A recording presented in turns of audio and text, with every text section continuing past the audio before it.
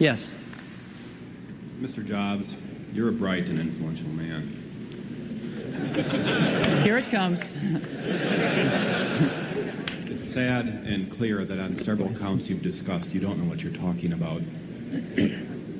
I would like, for example, for you to express in clear terms how, say, Java, in any of its incarnations, addresses the ideas embodied in OpenDoc.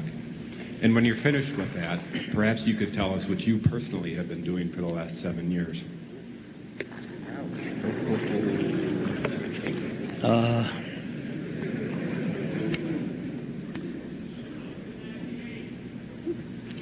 You know, you can please some of the people some of the time, but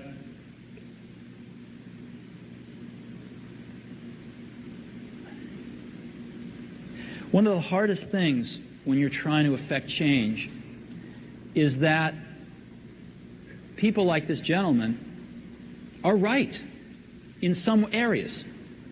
I'm sure that there are some things OpenDoc does, probably even more that I'm not familiar with, that nothing else out there does. And I'm sure that you can make some demos, maybe a small commercial app that demonstrates those things.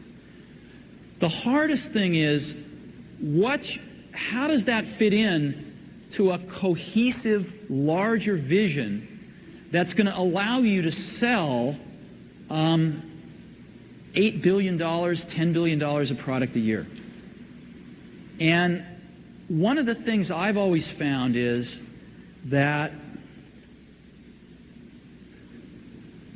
you've got to start with the customer experience and work backwards to the technology.